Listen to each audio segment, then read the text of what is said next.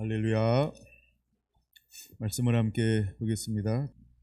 출애굽기 19장 11절 우리 함께 공독하겠습니다.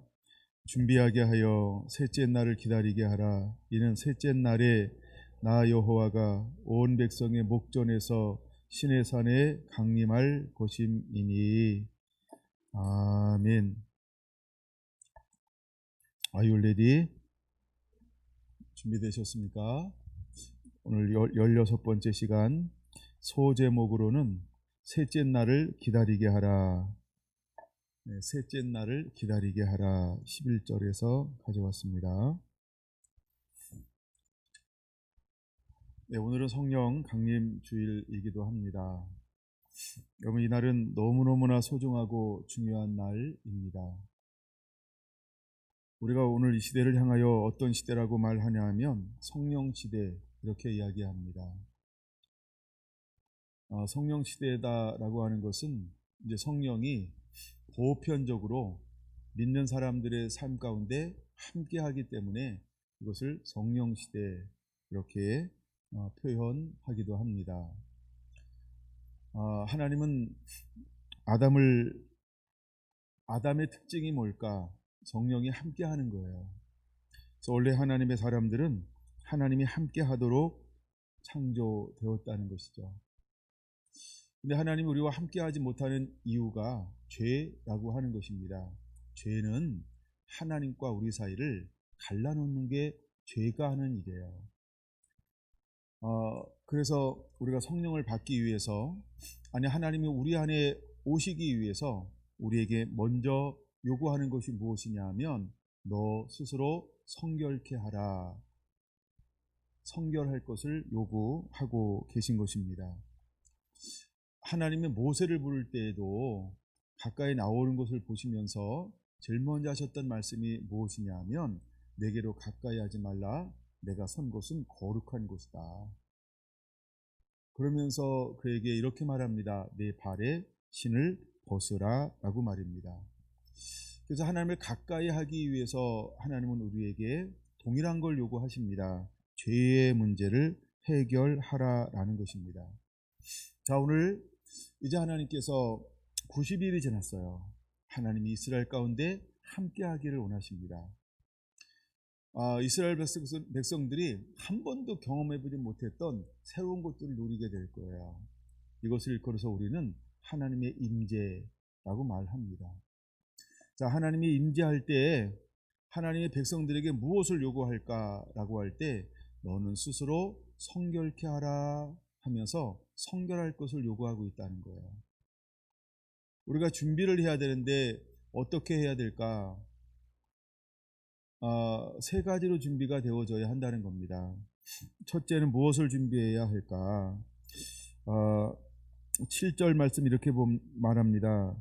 모세가 내려와서 백성들의 장로들을 불러 여호와께서 자기에게 명령하신 그 모든 말씀을 그들 앞에서 진술하니 백성이 일제히 응답하여 이르되 여호와께서 명령하신 대로 우리가 다 행하리이다. 모세가 백성의 말을 여호와께 전하매. 자, 백성들이 순종하겠다. 어쨌든 순종하겠다라고 입으로 고백해서 순종의 준비가 되었습니다. 그때 하나님께 말씀을 전달하는데 첫 번째 무엇을 전달하고 있는가? 9절 이렇게 말하고 있다는 거죠. 여호와께서 모세에게 이르시되 내가 빽빽한 구름 가운데서 내게 임함은 내가 너와 말하는 것을 백성들이 듣게 하며 또한 너를 영원히 믿게 하려 함이니라. 모세가 백성의 말을 여호와께 아뢰었으므로, 이렇게 말하고 있습니다. 자, 하나님이 임재하실 것입니다. 어떻게 임재하실 것이냐 하면 이런 용어가 있어요. 빽빽한 구름 가운데서. 근데 하나님이 임재하기 위해서 준비하라고 말씀하십니다. 10절 여호와께서 모세에게 이르시되 너는 백성에게로 가서 오늘과 내일 그들을 성결하게 하며 그들에게 옷을 빨게 하고 준비하게 하여 셋째 날을 기다리게 하라, 이렇게 말하고 있어요. 그럼 무엇이 준비가 되어져야 할까? 10절에는 성결하게 하라, 이렇게 말하고 있어요. 여러분, 성결하게 하라는 말이 어떤 의미일까요? 성결하게 하라라고 하는 이 말은 죄를 회개하라, 이 말입니다. 죄를 회개하라는 거예요. 이 말의 용어는 구약 시대는 이렇게 적용을 했습니다. 목욕을 하는 거예요. 목욕을 함으로 몸을 씻었다라고 하는 겁니다. 두 번째는 옷을 빨음을 통해서 죄를 해결했다라는 것입니다. 이 의미에 또 하나의 의미가 있습니다. 성결하게 하라라고 하는 것은 내적인 것이고 옷을 빨게 하라라고 하는 것은 외적인 표현인 것입니다. 그러면 내적으로 성결케 하라라고 할 때 우리가 어떻게 성결하게 할 수 있을까? 우리가 우리 죄를 자복함으로 성결하게 할 수 있습니다. 여러분, 죄를 자복한다는 것이 어떤 의미가 있을까요? 주님, 나는 죄인입니다 라고 내가 죄인인 것을 인정하는 것입니다. 옷을 빤다라고 하는 것은 무엇이 있을까? 옷은 우리의 행위, 우리의 삶을 비유하고 있는 것이죠. 그래서 마지막 때 주님께서 우리에게 입혀줄 옷 중에 하나가 뭐냐 하면 희고 깨끗한 빛나는 세마포 옷을 입혀주게 될 것입니다.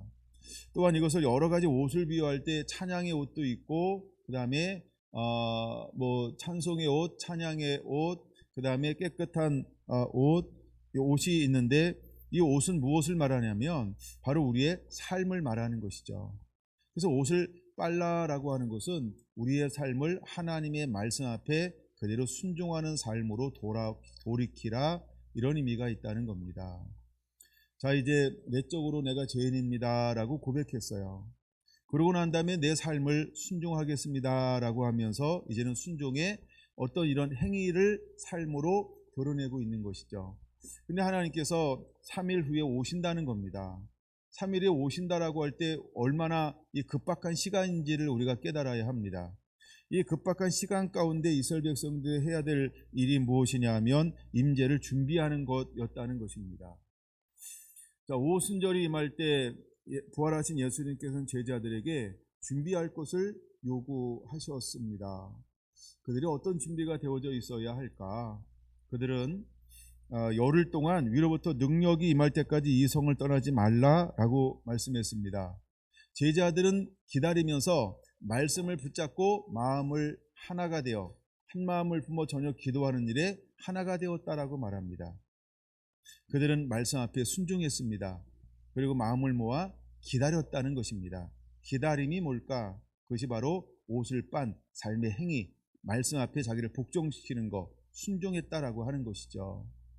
그 다음에 사도행전 2장에 베드로를 통해서 복음을 들었던 수많은 사람들이 그 말씀을 듣고 가슴에 찔렸습니다. 어찌할꼬 라고 할 때 베드로가 그들을 향하여 하는 말이 어떤 말을 하는 것일까? 너희는 죄를 회개하고 주 예수 그리스도를 믿으라. 그리하면 성령을 선물로 받으리라 라고 말합니다. 첫 번째, 죄를 회개하는 것입니다. 스스로 성결케 하는 것이죠. 그 다음에 주 예수를 믿으라 라고 하는 것을 이제는 뭐예요? 너희가 더 이상 유대교가 아니고 이제는 예수교, 이렇게 표현할까요?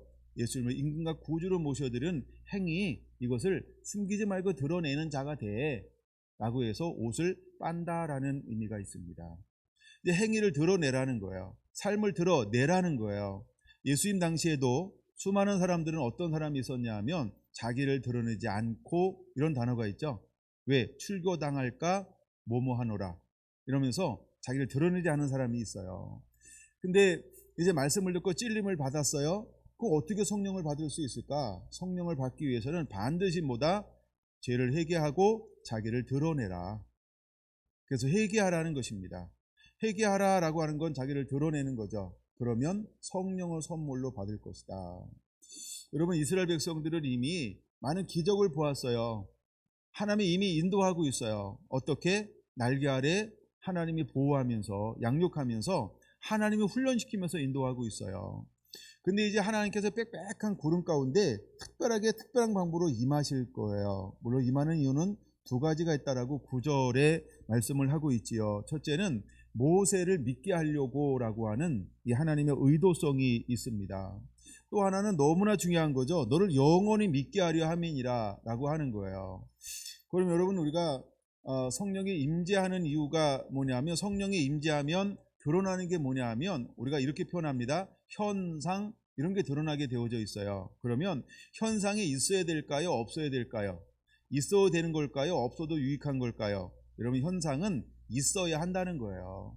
만약에 구절의 말씀이 현상이 왜 있어야 하는지를 우리에게 보여주고 있기 때문에 여러분들이 현상을 너무 허무시하지 않게 되길 바랍니다. 물론 우리가 현상에 초점을 맞추면 너무 현상만 초점 맞추면 안 되지만 현상이 있는 이유가 있다는 것이지요. 그래서 구절에 말합니다. 하나님이 빽빽한 구름 가운데 임하는 이유가 무엇이냐? 모든 백성들로 하여금 모세를 믿게 하려 함이니라. 그러면 하나님께서 하나님의 모세와 함께 하는 것, 즉 모세는 나를 대신하는 것이다. 나를 보여주는 사람이다. 내가 모세를 통해서 일한다. 모세는 내가 보낸 자다. 모세는 나의 대사다. 이것을 온 백성이 신뢰하라는 거예요. 그래서 하나님이 빽빽한 구름 가운데서 임할 것이다 라고 말씀을 하고 있습니다. 그 다음에 두 번째는 너를 영원히 믿게 하려 함이니라 라고 하는 거. 그럼 마지막 때 우리가 복음 들고 나갈 때 사람들이 우리를 향하여 무엇을 보내야 할까요? 신뢰를 보내야 한다는 거예요. 우리가 만약에 복음을 가졌다, 제사장 나라다라고 할 때 우리가 무엇을 대표하는지를 분명하게 드러내는 증거가 무엇이냐 하면 성령이 우리와 함께 하는 거예요. 근데 이것이 이제 요한복음에 와서는 성령이 함께 한다고 할 때 중요한 게 뭐냐 하면 예수님도 동일한 말씀을 하셨지만 진리의 영이 나와 함께 하는 거예요. 그래서 하나님이 보내신 자는 하나님의 말씀을 하나니 이는 성령을 한량없이 부어주심이니라 라고 하는 요한복음 3장에 있는 말씀을 꼭 기억해야 합니다. 그래서 마지막 때 보냄받은 사람들은 무엇을 하게 되어졌냐면 진리의 성령이 함께함을 통해서 진리의 말씀을 끊임없이 선포하고 풀어놓게 될 거라고 하는 것이지요. 요한복음 8장에 예수님을 하나님이 홀로 두지 않았던 이유가 무엇이냐면 하나님을 기쁘시는 일을 하기 때문에 하나님이 그를 홀로 두지 않고 함께 하셨다라고 말하고 있는 거예요. 이런 것처럼 성령이 임하는 이유가 뭘까?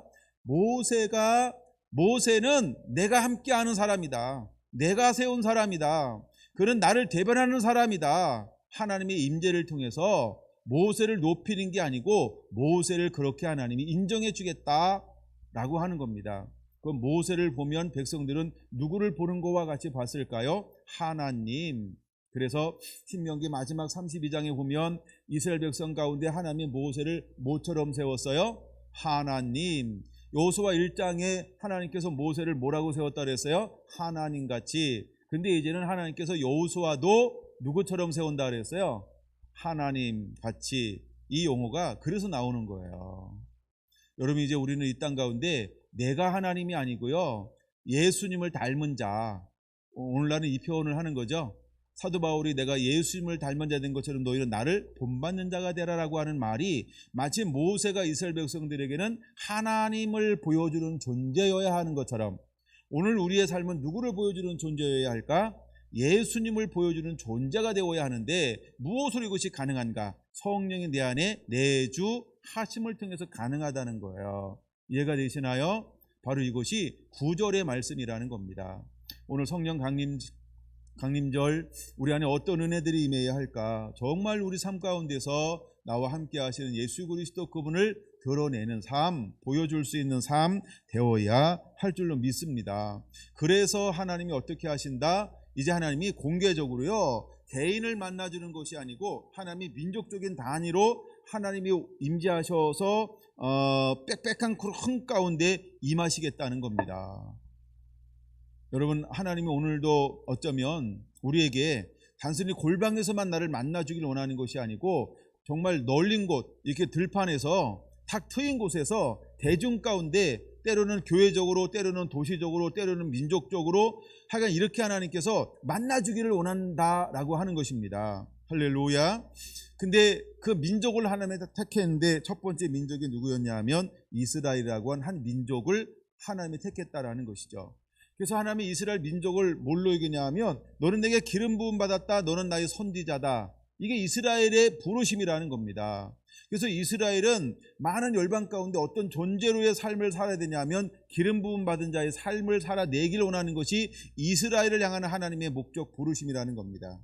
그 다음에 이스라엘은 하나님의 음성, 하나님의 기름 부음 받은 선지자이기를 원하는 것처럼 이제 오늘 살아가는 하나님의 사람들은 또 무엇이 되어야 할까? 하나님의 그 메시지, 음성을 가진 삶을 살아내야 한다는 것입니다. 그래서 하나님은 때때로 개인을 만날 거고, 교회 단위로 만나줄 거고, 도시 단위로 만날 거고, 어떤 모임 단위로 만나줄 거고, 이제 이렇게 만나주는 것이 하나님의 다를 수 있다는 거예요. 이제 우리가 그런 임재, 그런 만남을 우리가 만들어낼 수 있도록 준비되어짐이 필요하다는 것입니다. 우리가 열린 사고를 갖게 되길 원합니다. 주님을 쓰시겠다라고 할 때 정말 우리가 교회적으로 하나님께서 임재하실 수 있도록. 할렐루야. 그래서 우리가 교회적으로 임재할 때 어떤 특별한 한 사람만 부름받아 쓰임받는 것도 아니고 사명받는 것도 아니고 몽땅 모두가 다 사명받아서 쓰임받는 그런 은혜가 임하게 되기를 예수님의 이름으로 축원을 드립니다. 하나님 우리 그렇게 만나주고 싶어 하신다라고 하는 거죠. 그래서 하나님이 한 번은 모세에게 말합니다. 70명을 세워라. 그리고 70명을 다 내 앞에 오라. 그랬더니 그 70명이 전부 뭐하는 자가 되었습니까? 하나님의 영이 임하니까 예언하는 자가 되었다. 근데 놀라운 것은요, 70명 중에 한 명이 아차해가지고 늦게 왔어요. 근데 그에게도 하나님께서 무엇을 부어주었다? 성령을 부어주었다. 이거 뭐 성경에 있는 거니까 눈 크게 뜨지 마시고요. 그러니까 그런 일들이 일어났어요. 하나님께서 모든 사람에게 무엇을 부어주겠다는 거예요? 성령을 부어줘서 예언하는 자, 즉 하나님의 메시지를 가진 자로 만들겠다는 거예요. 그래서 하나님의 계획은 모세 하나만이 아니고 이제는 민족이라고 하는 이스라엘 전체가 하나님의 선지자로서의 사명을 감당해내기를 원한다라는 겁니다. 여러분 그 말의 의미가 바로 5절과 6절에 있는 거예요. 내가 널 소유로 삼겠다. 거룩한 제사장 나라가 되게 하겠다. 그 다음에 거룩한 백성이 되게 하겠다. 이 의미가 그런 의미라는 것입니다. 자, 이제 하나님이 임재하기 위해서 최소한 준비되어야 될 것이 있다고 한다면 첫째, 성결하게 하는 것, 즉 죄의 문제를 해결하는 거예요. 어떤 죄요? 내적인 죄를 해결하는 겁니다. 그래서 내가 죄인 것을 깨닫고 스스로 고백하는 것이지요. 예수님이 오셔서 우리에게 말합니다. 수고하고 무거운 짐이 자들아 다 내게로 오라. 내가 너희를 쉬게 하리라. 나는 마음이 온유하고 겸손하니 내 멍에를 베고 내게 배우라 라고 말입니다. 여러분 주님이 우리를 부르고 있다는 거예요. 누굴 부릅니까? 수고하고 무거운 짐진 자, 즉 죄짐에 눌려있는 사람들을 향하여 주님은 오라 라고 부르고 있다는 겁니다. 우리가 이 음성에 귀를 기울여서 그 앞에 나아가게 되기 원합니다. 주님은 우리의 옷을 빨아 희게 하라고 말하고 있습니다. 여러분 우리의 삶을 이제는 내 마음대로 내 뜻대로 내 생각대로 따라가고 있는 것이 아니고, 그 다음에 석교에서 잡족이 하는 말을 듣고 낙담하고 절망하고 원망하고 불평하는 것이 아니고, 회개했을 때 우리의 입에서 어떤 말이 나와야 할까? 이제 하나님을 향한 새로운 단어죠. 그렇죠? 감사와 찬양과 영광을 돌림이 우리의 고백이 되어야 할 줄로 믿습니다. 여러분 우리는 어떤가요? 우리가 똑같이 휩쓸린다라고 한다면 어쩌면 우리는 여전히 제 3일을 기다리기에 준비가 안 됐을 수 있습니다. 우리는 옷을 빨아 희게 하는 자가 되어야 할 줄로 믿습니다. 그리고 3일을 기다리라고 하는 겁니다. 준비하게 하여 셋째 날을 기다리게 하라. 셋째 날을 기다리게 하라. 셋째 날을 기다리게 하라 라고 말입니다. 14절 봅니다. 모세가 산에서 내려와 백성들에게 이르러 백성을 성결하게 하니 그들이 자기 옷을 빨더라. 모세가 백성에게 이르되 준비하여 셋째 날을 기다리고 여인을 가까이 하지 말라 하니라. 자, 이제 셋째 날이 되었습니다. 드디어 셋째 날이 되었을 때 16절 어떤 현상이 일어나는가? 첫째, 우레 소리가 들리기 시작했습니다. 우레가 뭘까요? 네, 우레는 우레죠. 네, 천둥 소리가 막 울리는 거예요. 여러분 천둥 칠 때 또 엄마 아빠 찾고 막 이러실까요? 찾아도 괜찮아요. 어쨌든 천둥 소리가 들릴 거예요. 하나님께서 임재하신 모습을 여러분 머릿속으로 한번 이렇게 애니메이션처럼 만들어 보길 바랍니다. 자, 번개가 친다. 천둥 소리가 들린다. 빽빽한 구름이 내려온다. 근데 그 빽빽한 구름은 어떤 색일까? 검정색이다. 근데 그 안에서 빛이 번쩍번쩍거린다. 예, 그 안에서 빛이 번쩍번쩍거리고 우르릉 쾅쾅 번쩍번쩍 까만 구름 내려옴. 예, 그래서 이걸 머릿속으로 상상해 보시기 바랍니다. 근데 그 안에 지금 누가 계신 겁니까? 하나님이. 그 안에 하나님이 지금 임재하고 계신 거예요. 한 어떤 상징으로 오는 것이 아니고 실제로 태양보다 더 밝은 그 빛 대신 그분의 영광 그대로 이 땅 가운데 오는데 하나님의 산에 임재하고 있는 거예요. 그래서 여러 자료를 찾아보면 실제로 그 하나님의 산 호렙이라고 하는 곳에 가면 산이 시커멓다는 거예요. 이때 태워져 가지고 돌이 태워진 거예요. 찾아보시면 나옵니다. 네, 제 말이 맞나 틀리나. 저도 가보진 못했고 저도 사진만 봤어요. 가봐야 되는데. 네, 그래서 하나님이 그 임재하시는데 그 정도로 막 땅이 탈 정도로 돌이 까맣게 변하게 탈 정도로 그 불 가운데로 하나님이 그렇게 지금 임하고 있습니다. 근데 거기에 또 뭐가 있냐면요, 나팔 소리가 들립니다. 자, 이제 거기다 나팔 소리 한번 집어넣고 우르릉캉캉 나팔 소리. 어떻게 날까 나팔이? 제가 아는 나팔이 몇 개 없어가지고 붕 이거밖에 소리를 못 내네요. 예. 자, 나팔 소리가 거기에 막 들리는 거예요. 원래 이제 하나님의 다양한 나팔 소리가 이제 들려오잖아요, 그렇죠? 예, 그래서 이 나팔 소리가 그 속에 울리는데 나팔 소리가 어떻게 들린다고 여기 보니까 16절 매우 크게 들리니. 그러니까 제가 굉장히 조그맣게 낸 것 같아요. 예, 다 같이 나팔 소리 한번 내볼까요? 얼마나 큰가? 시작. 오, 감사합니다. 오, 예, 그 정도로 하고 넘어가겠습니다. 네. 그랬더니 진중에 있는 모든 백성들이 다 어떻게 했더라? 그럼 여러분 다 떨어야 됩니다. 이제 왜 떨까요? 그들이 왜 떨까요? 그 어미하심 앞에. 그러니까 이런 거죠. 두렵고 떨림이라는 단어. 하나님이 임재할 때 그냥 떠는 거예요. 그 영광의 임재 앞에. 근데 그 모습이 어떻게 온다? 우레소리, 번개소리, 그 다음에 나팔소리, 빽빽한 구름, 예, 그 다음에 불이 번쩍번쩍은 18절 보겠습니다. 연기가 자욱하니, 자, 연기 플러스, 네, 자, 빽빽한 구름에 이제 연기가 막 피어 올라옵니다. 근데 그 연기가 하얀 연기인지 희색인지 검은 건지 하여간 세 가지를 다 표현을 해서 담아낼 수 있어야 돼요. 실제로 연기가 그렇게 보일 겁니다. 왜냐하면 막 빡빡한 구름인데 이 빽빽하다라고 하는 것은 빛이 새어나오는 것을 막기 위해서 아주 겹겹이 하는데 이것을 그래서 검은색으로 표현하는 겁니다. 근데 아주 다 검은색, 그 다음에 희색 해서 점점 이렇게 하얀색 이런 식으로 우리가 그림을 좀 그려봤으면 좋을 것 같아요.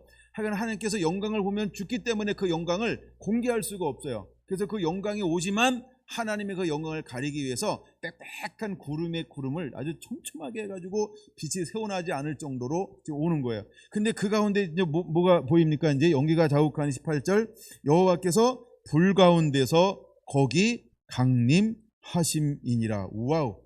자, 이제 또 하나 첨부해야 됩니다. 그 연기가 어떻게 했다고요? 옹기까마 연기같이 떠오르고. 근데 옹기까마가 또 뭔지 모르죠. 예, 호랑이 담배 피던 시절 담배 연기. 옹기까마, 그러니까 옛날 우리 굴뚝에서 나오는 그냥 연기처럼 이렇게 막 피어 올라온다는 거예요. 이렇게. 예, 그래서 약간 그 연기가 막 또 오르고, 그 다음에 온 산이 크게 모아더니, 자, 이제 산이 흔들린다. 그래서 떨었나? 산이 이제 막 흔들리는 거예요. 막 하나님의 그 임재의 영광을 버티고 담아내기가 버거운 것을 보여주고 있죠. 그래서 지금 온 땅이 막 둥둥둥둥둥 막 흔들리는 거야. 막 두두두두. 어떻게 흔들리니까? 예, 하여간 막 흔들리는 겁니다. 지진 났을 때 경주 사람들 생각하면 됩니다. 그 지하철 들어오는 소리요. 예, 저는 그 여진이 났을 때 꼭 지하철이 꼭 들어오죠. 이렇게 들어오면서 이렇게 쑥 지나가죠. 예, 여진. 우리 여진이 뭐 한 400 몇 번인가요? 500 몇 번인가 있었잖아요. 또 여진이구나 이러잖아요, 우리. 그리고 나서 제가 서울에 한번 간 적이 있었는데 플랫폼인데 지하철이 쑥 들어오는 거, 지진이 일어난 줄 알았어요. 이거랑 비슷한데. 그래서 제가 생각을 그렇게 했습니다. 아하, 이거랑 비슷하구나. 자, 진동이 나기 시작합니다. 자, 그 다음에 또 하나 이제 소리를 더 첨부해야 돼. 이제 사운드를 19절 봅니다. 나팔 소리가 어떻게 되고 점점 커지고 이제 호흡 차니까, 예, 하여간 나팔 소리가 점점 커질 때에 이렇게 말합니다. 모세가 말한즉, 이게 하나님의 임재의 모습이라는 거예요. 여러분, 사도행전 2장과의 임재의 모습과 이 19장의 임재의 모습이 많이 다르죠. 사도행전 2장의 임재는 뭐예요? 불의 혀같이 갈라지는 모습으로, 그 다음에 바람으로. 그러니까 이런 게 이제 표현이 있어요. 표현이. 예, 바람 같은 성령님, 불 같은 성령님 할 때 그래서 바람 같은 성령, 불 같은 성령이라고 말하는 거예요. 근데 마치 불이 혀에 갈라진 같이 이렇게 막 임하는 거예요. 이건 사도행전 2장을 보고 그렸겠죠? 만약에 출애굽기를 그렸다고 한다면 이거 아닙니다. 그렇죠? 예, 출애굽기 2장은 더 화려해. 여러분들이 한번 머릿속으로 그려봐요. 이게 하나님의 임재라는 것입니다. 우리가 하나님의 임재라고 할 때 여러분들 어떤 임재를 그려내고 있을까? 어떤 임재를 그려내고 있을까? 예쁜 걸 그려내고 있을까? 그냥 불 하나 갖다 놓은 거 그려내고 있을까? 어떤 걸 여러분 임재를 그려낼 수 있을까요? 하나님의 영광이 강력하면 강력할수록 어쩌면 더 이런 빽빽함, 아마 이 19장에 나오는 거와 비슷하게 그려내지 않을까라는 생각을 한번 해봤어요. 오늘날은 다를까요? 이 시대에 살고 있으니까 그렇게 다르지 않을 수 있어요. 하나님의 그 영광은 어쨌든 하여간 아무나 보고서 견뎌낼 수 있는 것은 아니니까. 그래서 그 영광이 오기 때문에 하나님 우리에게 뭘 준비하라고 말하고 있는 겁니까? 너 성결케 해, 너 옷을 빨아. 이사야 6장입니다.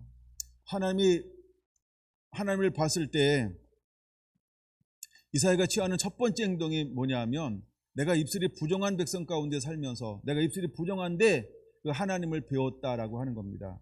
그래서 그는 부복하고 있는 것이지요. 나는 이제 죽었다. 그 영광 앞에. 근데 하나님이 그를 어떻게 합니까? 숯불을 가려다가 그의 입을 정결케 하신다는 것입니다. 입을 정결케 한다는 거예요. 그래서 이제 그를 정함 있는 하나님의 사람으로 만들어 냈습니다. 여러분, 하나님의 임재가 오셔서 이스라엘 백성들에게 무엇을 주기 위해서 먼저 하나님이 그 산에 임하고 있는 걸까? 그때는 모세가 그 산에 얼마나 머무를까? 40일 동안 그 산에 머무르면서 하나님과 깊은 교제를 하는 것입니다. 그럼 40일 동안 교제를 하면서 말씀만 받았을까? 아니요.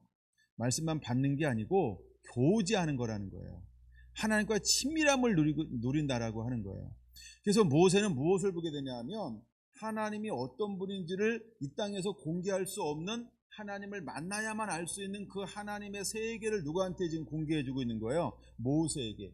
그러면 여러분들이 반드시 어떤 간접적인 체험으로만 족하는 것이 아니고 어느 순간 하나님이 나와 하나님과 어떤 이런 만남, 이런 체험들이 실제로 일어나야 합니다.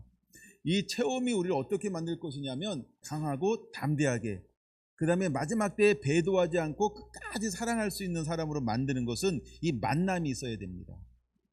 우리가 하나님을 경험하지 아니하면 환난, 고난, 핍박, 공고함, 이 자연적인 재해, 천상의 재해, 땅의 재해, 이 수많은 재해들이 올 때 누가 견뎌낼 수 있을까요? 우리는 생각보다 약합니다.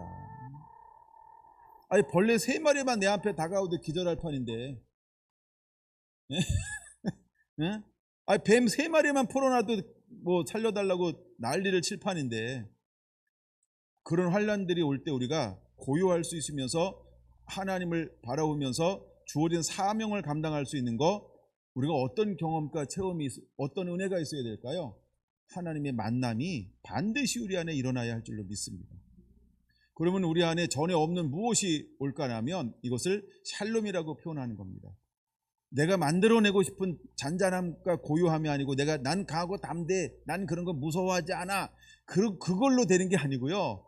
예, 하나님이 만남을 통해서 거기서 오는 은혜로 평강이라고 하는 것 때문에 모든 환난도, 예, 모든 핍박도, 모든 순교의 위험도, 예, 모든 이것을 이겨낼 수 있다라고 하는 것입니다. 반드시 여러분, 우리는 그런 개인적인 만남이 이루어나야 할 줄로 믿습니다.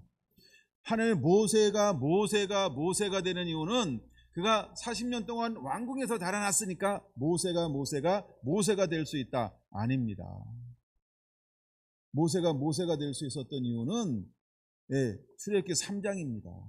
떨기나무 불꽃 가운데 사는 게 그를 만나주는 동시에 모세는 모세가 될 수 있었던 겁니다. 그가 그냥 씨름하는 것처럼 보이지만 하나하나 씨름하면서 모세에게 어떤 영역의 증가가 일어났을까? 그렇죠? 자기가 미처 모르는 하나님이라는 영역이 증가가 일어나서 그 마음속에 강하고 담대함이 그냥 생겨버린 겁니다. 그래서 이렇게 말하면 내가 하는 것 아니라 하나님의 은혜로 하는 것입니다. 여러분, 우리가 하나님의 임재가 오면 내가 나는 강하고 담대해, 난 용기가 있어, 그것 가지고 되지 않아요. 예. 우리가 아무리 운동을 많이 해도 주먹이 날라도 눈 하나 깜짝 안 할 수 있다. 하여간 눈 깜짝 안 할 수는 있을지 몰라요. 그러나 마지막 때의 환난 앞에는 그것 가지고 설 수 있는 게 아닙니다. 하나님이 함께 해주셔야 돼요. 그때 필요한 은혜를 하나님이 부어주셔야 돼요. 그래서 모세에게 하나님이 40년 동안 온유함을 만들었을까? 하나님 만남을 통해서 온유함이라고 하는 그 어떤 특별한 기질이 하나님의 은혜로 그에게 주어진 걸까라고 했을 때, 여러분, 담을 수 있는 것이 준비가 된 영역도 있겠지만 하나님이 그에게 온유라고 하는 성품을 허용해 주는 동시에 그는 이 땅에 있는 모든 사람보다 온유함에 뛰어날 수 있었던 겁니다. 그래서 그 온유함을 통해서 하나님은 어떻게 사용합니까? 온유해야만 이스라엘 백성들을 40년 동안 인도하여 낼 수 있기 때문에 그를 온유하게 만드신 것이라는 걸 우리가 기억해야 합니다. 그럼에도 그는 마지막에 가서, 그렇죠? 넘어지고 있다는 것이죠. 넘어지고 있다라고 하는 것입니다. 그 넘어지는 이유가 어디 있을까?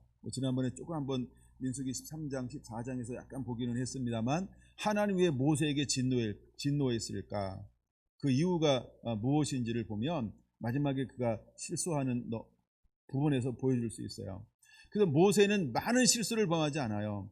제가 찾아낸 거는 한 번이라고 여겨지는데, 그게 뭐냐면 이제 명령하라, 이것을 반석을 친 겁니다. 근데 이걸 하나님은 그에게 뭐라고 말씀하고 있습니까? 너는 나를 믿지 않았다. 두 번째, 백성들 앞에 나의 거룩함을 드러내지 않았다. 두 가지로 말하고 있다는 겁니다.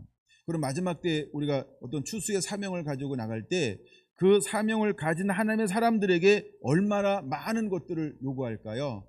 어쩌면 그렇게 많은 걸 요구하지 않을지 모르요. 우리 온전히 순종할 수 있는 준비가 됐니? 그거 하나면 족합니다. 그러니까 때때로 우리에게 온유함도 줄 거고 사랑함도 줄 거고, 예, 인내도 줄 거고, 필요한 걸 줄 거예요. 하나님께서 우리에게 필요한 성품들을. 근데 그걸 하는 분이 누구냐 하면 성령 하나님이라는 것입니다. 성령님이 그 역할을 하시는 거예요. 근데도 모세는 넘어졌다는 겁니다. 그 앞에 뭐가 무너졌습니까? 그 싸움을 할 때 자기 의가 일어났던 거죠. 자기 의가 일어난 겁니다. 그래서 모세도 넘어졌다는 것입니다. 여러분, 우리가 깨어 있어야 합니다. 우리가 성령은 한 번 받는 것으로 끝나는 게 아니고 계속해서 성령은 충만되어져야 한다는 겁니다. 성령은 충만되어져야 하는 것입니다. 늘 성령님과 긴밀한 관계와 교제를 맺고 있어야만 이것을 감당해내고 이룰 수 있다는 거, 이거 꼭 기억하시기를 바랍니다. 여러분, 하나님이 이런 여러 가지 모습으로 임재하셨어요. 다시 한번 그것을 표현해 보면, 자, 첫 번째가 어떤 모습으로 임재하십니까? 16절 우레로, 번개로, 그 다음에 빽빽한 구름으로, 나팔 소리로, 그 다음에 18절 연기가 자욱한데 불 가운데서 강림하시는데 연기가 옹기까마처럼 떠오르고 온 산이 크게 흔들려 진동하고 나팔 소리가 점점 커지는 가운데 하나님이 임재하셨다는 겁니다. 이게 시내산에 임재하신 하나님의 모습이에요. 거기서 하나님께서 말씀하는 것입니다. 그 다음에 거기서 계속해서 모세가 머무르는 것이 아니고, 모세는요, 오르락 내리락 오르락 내리락 오르락 내리락 오르락 내리락 오르락 내리락 오르락 내리락 오르락 내리락 오르락 내리락을 몇 번이나 할까요? 안 쉬어봤어요? 쉬어봐야 되는데, 제가 일부러 오르락 내리락 많이 하는 게 아닌데 몇 번 했을까? 제가 발견한 것은 한 8번 정도를 발견해냈습니다. 첫 번째 언제 오르냐면 19장 3절에서 그가 하나님 앞에 올라가고 있는 것을 볼 수 있습니다. 맞습니까? 우리 번역을 그렇게 했죠. 19장 3절 모세가 여호와 앞에 올라가니, 그 다음에 8절 보겠습니다. 8절 시작. 백성이 일제히 일어나 여호와께서 명령하신 대로 우리가 행하리니 모세가 백성의 말을 여호와께 전하매. 그럼 여호와께 백성의 말을 전하기 위해서는 어떻게 될까요? 올라가. 그렇죠. 자, 그런 다음에 14절 내려왔어요. 그 다음에 20절 보세요. 20절, 19장 20절입니다. 여호와께서 신의 산 곧 그 산꼭대기에 강림하시고 모세를 그르러 부르시니 모세가 올라갔습니다. 그 다음에 네 번째입니다. 20장 21절 보겠습니다. 21절 시작. 백성은 멀리 서 있고 모세는 하나님이 계신 흑암으로 가까이 가니라. 올라갔죠. 24장 보겠습니다. 24장 넘어가서 9절 한번 보겠습니다. 9절. 모세와 아론과 나답과 아비후와 이스라엘 장로 70인이 올라갔죠. 그다음에 15절 보겠습니다. 24장 15절 있나요? 시작. 모세가 산에 오름에 구름이 산을 가리며 하면서 이제 다시 또 그 불 속에서 일어나는 일들이 막 보여지고 있습니다. 그래서 16절, 17절, 17절 산 위에 여호와 영광이 이스라엘 자손의 눈에 맹렬한 불같이 보였고, 이게 이제 하나님의 임재의 모습이에요. 맹렬한 불같이 보이는 거예요. 이거 보여주는 이유가 뭐라고요? 모세는 나다. 이거 깨달으라고요. 그다음에 영원히 너희와 함께할 것이다. 이거 하기 위해서 하나님께서 막 임재를 일부러 보여주는 거예요. 그건 오늘도 하나님의 임재가 있는 사람들이 있어요. 왜 그럴까요? 하나님을 믿으라는 거예요. 그런 거예요. 자, 그 다음에 올라갔죠. 24장 18절에 보니까 모세는 구름 속으로 들어가서 산 위에 올랐으며 라고 말하고 있습니다. 자, 그 다음에는 32장 30절 31절에 모세가 기도하기 위해서 올라가는 모습을 볼 수 있고요. 그 다음에 34장 4절 보겠습니다. 34장 4절 다시 그가 이제 돌판을 만들어 가지고 어떻게 했습니까? 신의 산에 올라가니. 5절 여호와께서 구름 가운데 강림하사 그와 함께 거기 서서 여호와 이름을 선포하실세 하면서 다시 거기서 40주야를 머물고 있는 것을 볼 수 있습니다. 이렇게 계속해서 반복해서 하나님은 누구를 부르고 있습니까? 모세를 부르고 있습니다. 그럼 하나님께서 모세에게 뭐라고 말합니까? 올라와. 이건 뭐예요? 하나님의 임재 가운데 나아가기를 원하는 거예요. 하나님은 우리를 하나님의 임재 가운데로 부르시는 하나님이라는 거예요. 그다음에 하나님이 모세만 부른 게 아니고 더 나아가 누구도 부릅니까? 아론도 부르고 70인 장로들도 부르고 나중에 나답과 아비후도 부르고 하나님의 임재 가운데로 들어오라는 겁니다. 그 하나님의 임재를 보여주기 원하는 거예요. 그럼 임재 가운데 초청하는 사람들은 어떤 사람입니까? 구약 시대에는 특별한 사람들이었다는 거죠. 특별한 사람들. 근데 오늘날은 하나님의 임재를 가운데 초청하는 사람은 어떤 사람일까요? 이 사람들은 믿는 사람이라는 거예요. 그래서 모든 믿는 자에게는 무엇이 함께한다? 성령님이 함께한다. 근데 성령님이 우리와 함께하는 것이 믿는 사람의 특징이라는 것입니다. 그래서 모든 사람들은 무엇으로 살아야 될까? 하나님의 증인으로, 하나님의 그분을 나타내고 증거하는 증인으로의 삶을 사는 것, 이것이 오늘을 사는 저와 여러분들의 삶이 되어야 할 줄로 믿습니다. 그래서 하나님은 우리의 몸을 무엇으로 만들었냐 하면 하나님의 성령이 머무는 전으로 삼기를 원하신다는 것입니다. 할렐루야. 여러분들이 이제 이 은혜 가운데 깊이 들어가서 다시 한번 하나님의 성령으로 충만한 그 삶을 누리게 되기를 예수님의 이름으로 축원을 드립니다. 할렐루야.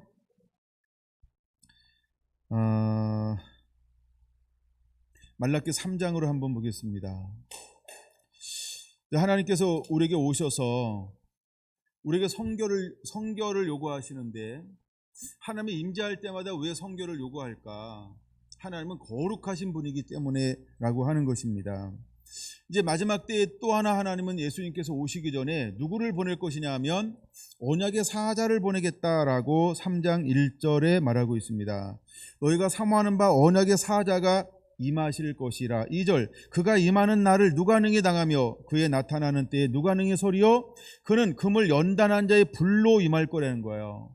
그는 표백한 자의 잿물과 같이 임할 거라는 거예요. 그는 은을 연단하여 깨끗하는 자같이 임하실 거라는 거예요. 그래서 레위 자손을 깨끗하게 하되 은과 금같이 그들을 연단하게 될 거라는 것입니다. 금과 은을 연단하듯, 그래서 그 앞에 깨끗한 예물을 드릴 사람들을 하나님이 만들어낼 거라는 것입니다. 하나님이 신의 산에 임재한 이유가 무엇일까? 하나님이 원하시는 예배자, 즉 거룩한 백성, 제사장 나라로 그 민족을 삼기 위하여 임하시고 있다라고 하는 걸 기억하시기를 바랍니다. 그래서 하나님이 임재하실 때는 분명한 목적이 있다는 거예요. 마지막 때 언약의 사자가 임하여서 언약의 사자가 하는 일이 뭐냐 하면 크게 세 가지를 한다는 것이죠. 첫째, 금을 연단한 자의 불로 임할 것이고 표백한 자의 잿물로 임할 것이고, 또 하나는 은을 연단하는 자의 은을 연단하여 깨끗하는 자같이 임할 거라는 것입니다. 그래서 여러분, 우리가 흙도관에서 은을 연단하는 것처럼 우리를 깨끗하게 하는데, 그 깨끗하게 된 사람들이 뭐와 같을 것이요? 레위 자손과 같을 것이요 라고 말하고 있어요. 여러분, 레위 자손이 특징이 무엇입니까? 하나님을 예배하는 세대라는 거예요. 그래서 하나님은 거룩하게 하나님을 예배하는 세대를 일으킬 거라는 겁니다. 나중에 구약에서 하나님이 특별히 예배를 위해서 구별하는 한 자손들이 있습니다. 지파가 있습니다. 누굴까요? 레위 지파, 레위의 후손들입니다. 그다음에 특별히 사독 후손들을 함께 특별히 아꼈던 이유가 뭘까? 그들은 말씀을 붙잡았다는 거예요. 즉 순종함에 그대로 머무는 순종하는 사람들이었다는 것입니다. 여러분, 오늘 이 시대에 하나님께서 우리에게 어떤 사람들을 찾고 있을까? 여러분, 성령을 받고 성령님과 함께 동행하기 위해서 우리가 어떤 삶이 이루어져야 할까요? 이제 이 삶이 우리 안에 더 깊이 이루어지기 위해서 마음의 문을 열고 다시 한번 성령을 우리 안에 초청하시기를 바랍니다. 성령이 오셔서 나를 씻어 정결케 하여 주옵소서. 우리는 매 순간순간마다 그분의 은혜로 정결케 되어지는 삶이 일어나야 할 줄로 믿습니다. 말라기 3장 좀 더 볼까요? 4절 이렇게 말합니다. 이제 공의로운 예물을 하나님께 바칠 것인데 그때에 유다와 예루살렘의 봉헌물이 옛날과 고대와 같이 여호와께 기쁨이 되려니와. 그럼 이제 어느 시대인가부터 뭐가 무너지냐? 예배가 무너졌어요. 말라기 1장 2장의 특징이 무엇입니까? 무너진 예배. 그래서 하나님께서 어떤 사람을 찾는 겁니까? 하나님께 받을 만한 예배자를 하나님이 찾고 있다는 겁니다. 그럼 모세 시대의 또 하나의 특징이 무엇입니까? 그들이 광야에서 40년 동안 예배했다 이러는데 하나님께서 40년 동안 드렸던 예배를 어떻게 하셨다고 말하고 있습니까? 받지 못했다는 겁니다.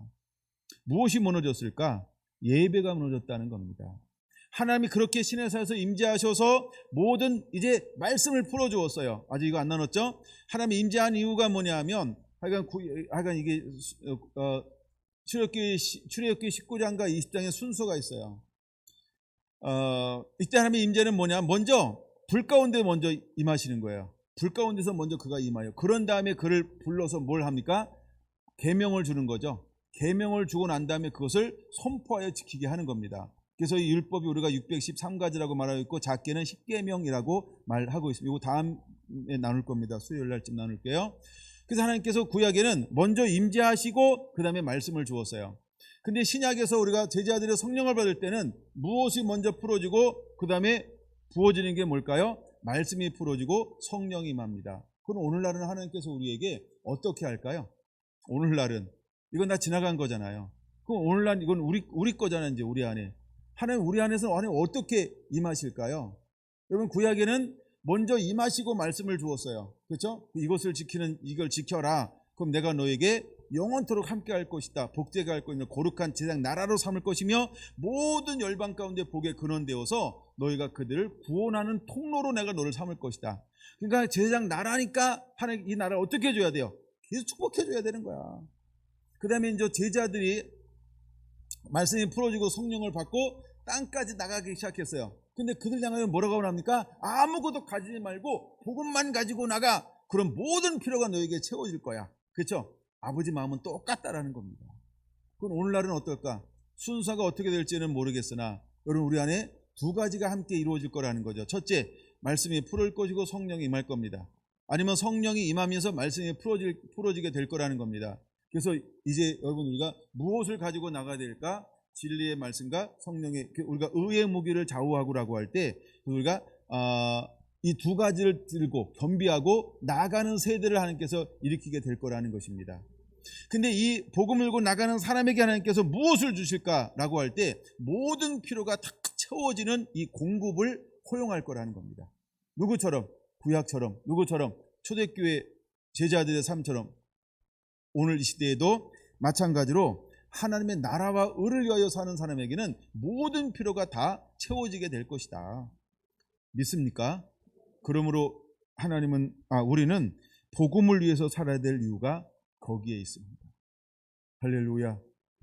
여러분, 복음을 위하여 주님이 일어나라 말할 때 일어나는 자가 되기를 예수님의 이름으로 축원을 드립니다. 아멘. 다시 말라기 3장을 좀 보겠습니다. 말라기 3장 분명히 말합니다. 하나님께서 이제 임하실 것이라 기쁨이 되려니와 5절 내가 심판한 너희에게 임할 것이라 하면서 잘못된 모든 것들을 다시 회복하는 못으로 삼겠다. 5절 마지막 부분에 보면 자들에게 속히 증언하리라 이렇게 말하고 있어요. 하나님께서 증언자, 전도자로 삼으시기를 원하신다라는 겁니다. 그래서 하나님 누구를 일으킬 겁니까?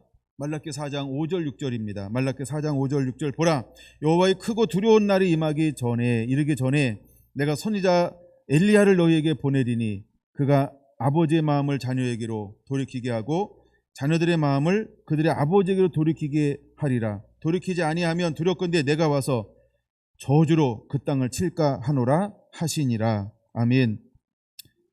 하나님은 이것을 위해서 하나님의 사람을 일으키게 될 거라는 겁니다.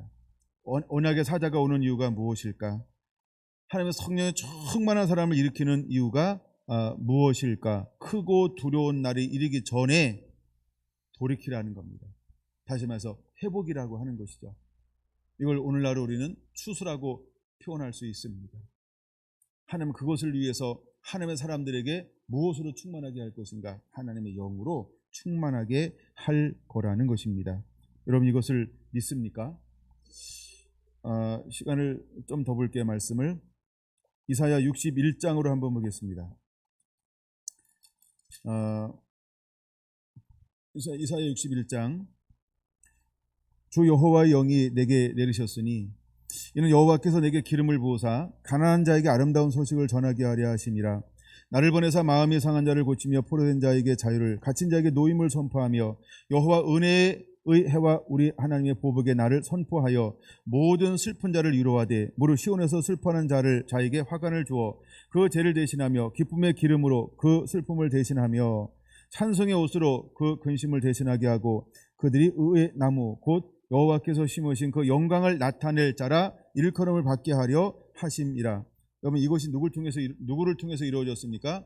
예수 그리스도. 그다음에 이것이 누구를 통해서 이루어졌습니까? 신약 시대의 모든 사도들과 제자들을 통하여.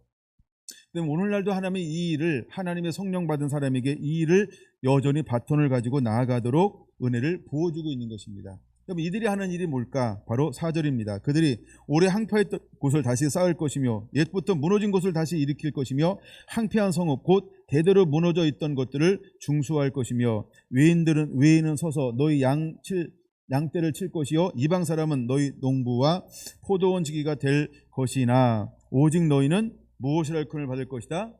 여호와의 제사장이라 일컬음을 받을 것이라. 사람들이 너희를 우리 하나님의 봉사자라 할 것이요. 그래서 제사장의 특징이 무엇이라고 말했습니까? 제사장 나라의 특징이 뭐라고? 첫째, 자기 희생. 둘째, 이웃사랑이라고 말하는 겁니다. 하나님 마지막 때 성령을 부어서 하나님이 이렇게 영원한 제사장이라 일컬음을 받는 이 사역과 사람을 일으켜낼 거라는 것입니다. 여러분 이것이 누가복음 4장에 기록되어져 있습니다. 누가복음 4장으로 한번 볼까요? 예수님께서 이 말씀을 인용하고 있기 때문에 너무나 중요합니다. 누가복음 4장 18절 주 성령이 내게 임하셨으니 가난한 자에게 복음을 전하게 하시려고 내게 기름을 부으시고 나를 보내사 포로된 자에게 자유를 눈먼 자에게 다시 보게 함을 전파하며 눌린 자를 자유롭게 하고 주의 은혜의 해를 전파하게 하려 하심이니라 하셨더니 이 일이 이제 실제로 일어났어요. 그리고 21절 이 글이 오늘 내 귀에 응하였느니라 하면서 이제 예수님이 바로 이 사역을 감당할 사람이다라고 말하면서 예수님이 제사장 나라를 이루는 사람으로 마지막 때 주의 오실 길 예비하는 다시 하나님의 영광을 회복할 사람으로 어떻게 일어나는지를 우리에게 보여주고 있습니다. 여러분 이 말씀이 사도행전 9장에 뭐라고 기록되어져 있을까? 사도행전 9장을 한번 볼까요? 사도행전 9장 15절 한번 보겠습니다. 사도행전 9장 15절 시작. 주께서 이르시되 가라, 이 사람은 내 이름을 이방과 임금들과 이스라엘 자손들에게 전하기 위하여 택한 나의 그릇이라. 그가 내 이름을 위하여 얼마나 고난을 받아야 할 것을 내가 그에게 보이리라 하시니. 아멘. 하나님이 한 사람을 일으켜서 세우실 때 그를 향하여 어떤 비전을 가지고 있나요? 이방인과 임금들과 이스라엘 자손들을 전하기 위하여 택한 나의 그릇이라. 여러분, 하나님도 오늘 어떤 사람들을 일으키길 원할까? 이와 같이 하나님은 성령을 부어서 이런 사람들을 일으키길 원한다는 거예요. 누구처럼? 이미 이사야 61장에서 예언했던 것을, 예수님이 이 땅에 오셔서 그 사역을 이루었고 12사도가 그 일을 이루었고, 또다시 이제 사도 바울은 12사도 위에 다른, 그렇죠? 근데 그에게도 하나님이 무엇을 합니까? 하나님께서 성령의 기름을 부어서 나의 택한 그릇인데 그에게 무엇을 담아내기를 원했습니까? 이스라엘과 임금과 이방, 거꾸로 하면, 그렇죠? 근데 이스라엘 주 부르심이 뭐냐 하면 이방이에요. 그래서 이방이 먼저 나오는 거예요. 그 다음에 임금들과, 그 다음에 이스라엘과, 그들을 담아내기 위한 택한 나의 그릇이다 라고 말하고 있습니다. 그건 오늘 살아가는 저 여러분들은 어떤 그릇이 되어야 할까? 이제는 열방을 담아내는 택함 받은 그릇이어야 할 줄로 믿습니다. 그래서 여러분, 우리 안에 다시 한번 하나님은 성령을 부어주기 원한다는 거예요. 여러분, 단순히가 성령이 임한다라고 할 때 그 성령의 임함이 무엇이어야 할까? 열방을 담아내는 그릇으로의 부르심. 할렐루야. 그럼 우리가 열방을 담아내는 그릇의 부르심으로 하나님을 쓰기를 원할 때 우리 안에 어떤 것이 일어나야 될까? 첫째, 자기 희생이 일어나야 한다는 거예요. 둘째, 이웃을 사랑함이 일어나야 한다는 거예요. 하나님의 그것이 없으면 하나님이 부어줄 때 굉장히 제한적인 것을 부어주게 될 것입니다. 근데 마지막 때 하나님께서 쓰고 일으키기 원하시는 사람들은 이 사람입니다. 자기를 희생하고 이웃을 사랑할 사람. 여러분, 거기에 준비되어졌습니까? 거기에 준비되어졌나요? 사도 바울이 어떻게 준비되어졌는가? 빌립보서 3장에 보면 그는 이런 고백을 합니다. 빌립보서 3장 7절 한번 보겠습니다. 그러나 무엇인지 내게 유익하던 것을 내가 그리스도를 위하여 다 해로 여길 뿐더러 또한 모든 것을 해로 여김은 내 주 그리스도 예수를 아는 지식이 가장 고상하기 때문이라. 내가 그리스도를 위하여 모든 것을 잃어버리고 배설물로 여김은 그리스도를 얻고 그 안에서 발견되려 함이니 내가 가진 의는 율법에 난 것이 아니요 오직 그리스도를 믿음으로 말미암는 것이니 곧 믿음으로 하나님께로부터 난 의라라고 그는 그렇게 고백하고 있다는 것입니다. 여러분, 우리의 고백은 달라야 할까요? 이제 우리도 예수님을 알면 알수록 어쩌면 사도 바울이 고백했던 것처럼 우리의 고백이 이런 고백이어야 될 줄로 믿습니다. 우리가 무엇을 닮아야 할까? 여러분, 이 은혜가 우리에게도 그대로 임함을 통해서 그리스도를 얻고 알면 알수록 모든 것을 배설물로 여기는 것, 이것이 하나님께서 우리에게 너는 나의 소유여, 너는 제사장 나라여, 너는 거룩한 백성이여 라고 할 때 이제 우리가 하나님 나라의 제사장 나라가 되는 그 이유가 될 것입니다. 마지막 때 하나님께서 우리를 더러 써야 될 이유가 어디에 있을까? 우리가 그의 온전한 소유이기 때문에, 제사장 나라이기 때문에, 거룩한 백성이기 때문에 하나님 우리를 쓰게 해야 할 줄로 믿습니다. 이 삶을 살았던 분이 누구냐 하면 12제자가 이 삶을 살았어요. 이 삶을 사도 바울이 살았어요.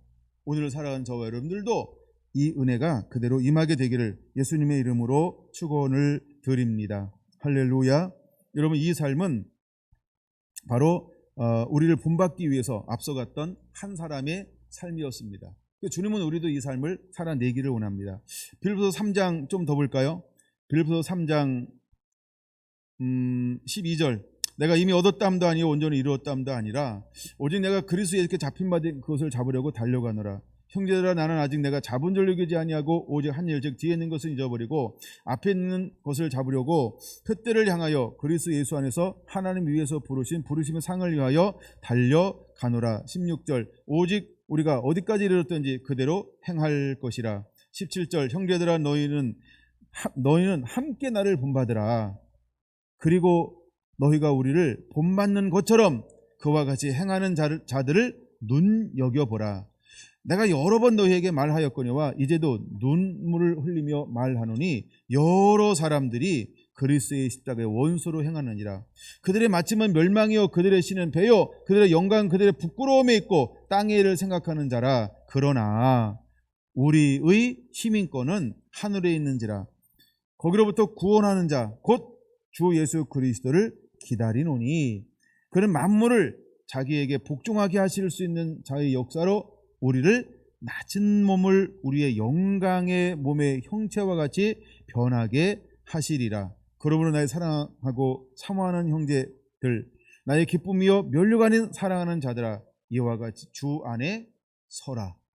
여러분, 이 사도 바울의 권면이 단순히 빌립보 교회를 향한 권면으로 끝나는 것이 아니고 오늘을 살아가는 저와 여러분을 향한 권면의 말씀으로 받아들여야 할 줄로 믿습니다. 할렐루야. 그러면서 계속해서 이어집니다. 4장 10절 봅니다. 빌립보서. 내가 주 안에서 크게 기뻐함은 너희가 나를 생각하던 것이 다시 싹이 남이니 너희가 또한 이를 위하여 생각은 하였으나 기회가 없었느니라.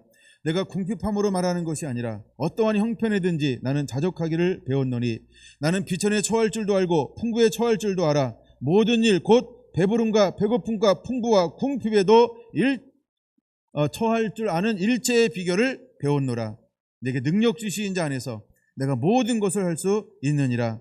그러나 너희가 내 괴로움에 함께 참여하였으나 잘하였도다. 빌립보 사람들아, 너희도 알거니와 복음의 시초에 내가 마게도냐를 떠날 때 주고받는 데 일에 참여한 교회가 너희 외에 아무도 없었노라. 19절. 나의 하나님이 그리스도 예수 안에서 영광 가운데 그 풍성한 대로 너희 모든 쓸 것을 채우시리라. 하나님 곧 우리 아버지께 세세무궁토록 영광을 돌릴지어다. 아멘. 여러분, 이것이 우리의 삶이어야 할 줄로 믿습니다. 이것이 우리의 고백이어야 할 줄로 믿습니다. 어쩌면 이 고백은 우리를 향하여 오늘 주님이 주시는 고백이라는 것입니다. 우리가 하나님 앞에 어떤 모습으로 서야 할까? 정말 성령으로 충만하다, 말씀의 진리의 영에 인도함 받는다라고 하는 삶은 어떤 삶을 살아내는 것일까?